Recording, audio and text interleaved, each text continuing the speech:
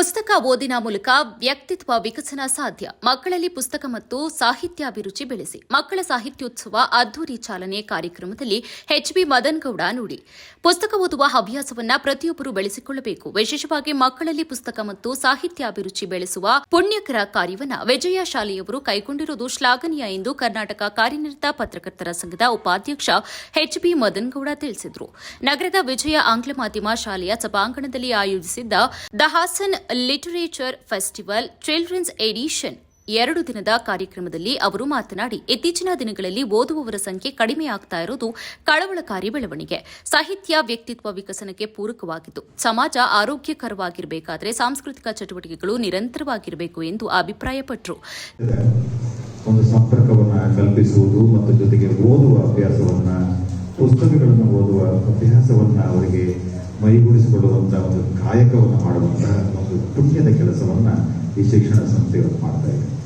ಯಾಕೆಂತ ಹೇಳಿದ್ರೆ ಪುಸ್ತಕಗಳನ್ನ ಓದುವ ಸಂಖ್ಯೆ ಕಡಿಮೆ ಆಗುತ್ತಿರುವ ಈ ಸಂದರ್ಭದಲ್ಲಿ ಪುಸ್ತಕಗಳ ಜೊತೆಗೆ ಒಡನಾಟ ಮತ್ತು ಸಾಹಿತ್ಯ ಕ್ಷೇತ್ರದ ಜೊತೆಗೆ ಒಡನಾಟ, ಆ ಚಿಂತಕರನ್ನ ಕರೆಸಿ, ಆ ಕ್ಷೇತ್ರದಲ್ಲಿ ದುಡಿದಂತಹ ಮಹನೀಯರನ್ನ ಕರೆಸಿ ಅವರ ಜೊತೆಗೆ ನಿಮ್ಮ ಒಡನಾಟವನ್ನ ಒಂದು ಮೂಡಿಸುವಂತಹ ಒಂದು ಪ್ರಯತ್ನವನ್ನು ಮಾಡುವ ಮೂಲಕ, ಒಂದು ಸಂವಾದವನ್ನು ಮಾಡುವ ಮೂಲಕ ನಿಮಗೆಲ್ಲರಿಗೂ ಕೂಡ ಹೊಸ ಒಂದು ಆಲೋಚನೆಯನ್ನ, ಒಂದು ಚಿಂತನೆಯನ್ನ ತೆರೆದಿರುವಂತಹ ಒಂದು ಪ್ರಯತ್ನವನ್ನ ಈ ಶಿಕ್ಷಣ ಸಂಸ್ಥೆ ಮಾಡಿದೆ.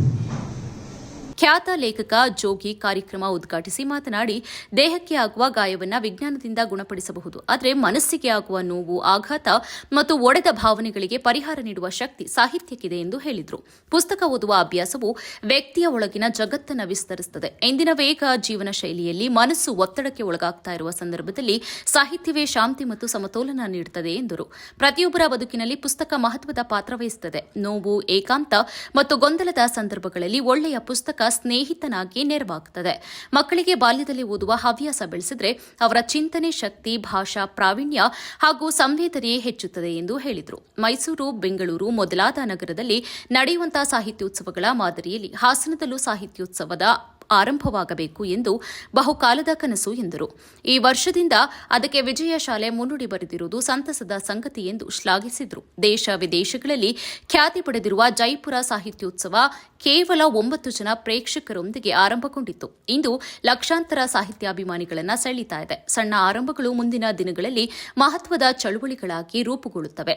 ಹಾಸನದಲ್ಲಿಯೂ ಇದೇ ರೀತಿಯ ಬೆಳವಣಿಗೆ ಸಾಧ್ಯವಿದೆ ಎಂಬ ವಿಶ್ವಾಸವನ್ನು ವ್ಯಕ್ತಪಡಿಸಿದರು. ಸಾಹಿತ್ಯ ಮಕ್ಕಳಿಂದಲೇ ಆರಂಭವಾಗಬೇಕು ಎಂದು ಅವರು ಹೇಳಿದರು. ಮಕ್ಕಳು ಕತೆ, ಕವನ, ಪ್ರಬಂಧಗಳೊಂದಿಗೆ ವೇದಿಕೆಯಲ್ಲಿ ಭಾಗವಹಿಸುವುದು ಭವಿಷ್ಯದ ಸೃಜನಶೀಲ ಸಮಾಜದ ಸೂಚಕವಾಗಿದೆ. ಓದುವವರಿಂದ ಅರಿವಿನ ವಿಸ್ತಾರ ಹೆಚ್ಚುತ್ತದೆ. ವಿಭಿನ್ನ ಚಿಂತನೆಗಳನ್ನು ಅರ್ಥ ಮಾಡಿಕೊಳ್ಳುವ ಸಾಮರ್ಥ್ಯ ಬೆಳೆದೀತು. ಸಾಹಿತ್ಯ ಒಡೆದ ಹೃದಯವನ್ನ ಜೋಡಿಸುತ್ತದೆ, ಮಾನವೀಯತೆಯನ್ನ ಬೆಳೆಸುತ್ತದೆ. ಹಾಸನ ಜಿಲ್ಲೆಯವರಾದ ಖ್ಯಾತ ಕಾದಂಬರಿಕಾರರಾದಂತಹ ಎಲ್.ಎಸ್. ಭೈರಪ್ಪ ಹಾಗೂ ಬೋಕರ್ ಪ್ರಶಸ್ತಿ ವಿಜೇತ ಬಾನು ಮುಸ್ತಾಕ್ ಅವರ ಸಾಧನೆಗಳನ್ನು ವಿದ್ಯಾರ್ಥಿಗಳು ಪ್ರೇರಣೆಯಾಗಿ ತೆಗೆದುಕೊಳ್ಳಬೇಕು. ಸಣ್ಣ ಊರುಗಳಿಂದಲೂ ವಿಶ್ವ ಮಟ್ಟದ ಸಾಧನೆಯನ್ನ ಸಾಧ್ಯವಾಗಿಸಬೇಕು ಎಂದು ಅವರು ಉದಾಹರಣೆಯನ್ನ ಕೊಟ್ಟರು. 9 ಜನ ಅದು ನೋಡ್ಲಿಕ್ಕೆ ಬಂದಿರೋರು. ಕಳೆದ ವರ್ಷ ನಾನು ಹೋದಾಗ ಅದನ್ನು ನೋಡ್ಲಿಕ್ಕೆ ಬಂದವರು 5 ಲಕ್ಷ ಜನ.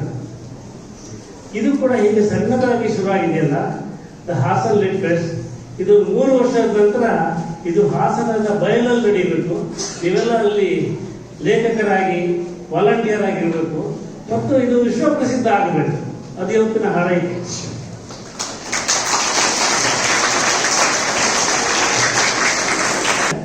ಒಂದು ದೊಡ್ಡ ಲಿಟ್ ಫೆಸ್ಟ್ ಹೇಗೆ ನಡೆಯಿತೋ ಆ ಲಿಟ್ ಫೆಸ್ಟ್ ಮಾದರಿಯನ್ನ ಇವರು ತಗೊಂಡ್ಬಂದಿದ್ದಾರೆ. ಲಿಟ್ ಫೆಸ್ಟ್ ಒಂದು ಬೇರೆ ಬೇರೆ ವಿಭಾಗ ಇರುತ್ತೆ. ಮಕ್ಕಳಿಗೊಂದು ವಿಭಾಗ ಇರುತ್ತೆ, ಅಲ್ಲಿ ಒಂದು ಟ್ರೆಜರ್ ಹಂಟ್ ಅಂತಿದೆ, ಒಂದು ರೀಡರ್ ವಿಭಾಗ ಅಂತಿದೆ, ಒಂದು ಕ್ಯಾರೆಕ್ಟರ್ ಹಂಟ್ ಅಂತಿದೆ. ಹೀಗೆ ನೂರಾರು ವಿಭಾಗಗಳು ತಂದಿದ್ದಾರೆ. ಆಮೇಲೆ ಬಹಳ ಒಳ್ಳೆಯ ಒಂದು ಬ್ರೋಷರ್ ಮಾಡಿದ್ದಾರೆ, ಅಲ್ಲಿ ಕೂಡ ಒಂದು ಬ್ರೋಷರ್ ಇರುತ್ತೆ. ಈ ಬ್ರೋಷರ್ ಇದೆಯಲ್ಲ, ಇದು ಬೇರೆ ಶಾಲೆ ಮಕ್ಕಳಿಗೆ ನೋಡಕ್ ಸಿಗಲ್ಲ. ಅಂದ್ರೆ ಎಲ್ಲರೂ ಪಾಠ ಓದ್ತಾರೆ, ಎಲ್ಲರೂ ಕಲಿತಾರೆ. ಆದ್ರೆ ಈ ತರದ್ದೊಂದು ಹೊಸ ಸಂಗತಿ ನಮಗೆ ಬಂದಾಗ ಒಂದು ರೋಮಾಂಚನ ಆಗುತ್ತೆ. 2 ದಿನಗಳ ಕಾಲ ನಡೆಯುವ ಈ ಸಾಹಿತ್ಯೋತ್ಸವದಲ್ಲಿ ಕತೆ, ಕವನ ವಾಚನ, ಚರ್ಚಾಸತ್ರ, ಸಂವಾದ ಹಾಗೂ ಪುಸ್ತಕ ಪ್ರದರ್ಶನ ಸೇರಿದಂತೆ ಹಲವಾರು ವೈವಿಧ್ಯಮಯ ಕಾರ್ಯಕ್ರಮಗಳು ನಡೆಯಲಿವೆ. ಕಾರ್ಯಕ್ರಮದಲ್ಲಿ ಸಂಸ್ಥೆಯ ಅಧ್ಯಕ್ಷ ಸುಬ್ಬಸ್ವಾಮಿ, ಪ್ರಾಂಶುಪಾಲ ಕೆಎಸ್ ನಂದೀಶ್, ಬೋಧಕ ಹಾಗೂ ಬೋಧಕೇತರ ಸಿಬ್ಬಂದಿ, ಪೋಷಕರು ಮತ್ತು ವಿದ್ಯಾರ್ಥಿಗಳು ಉಪಸ್ಥಿತರಿದ್ದರು.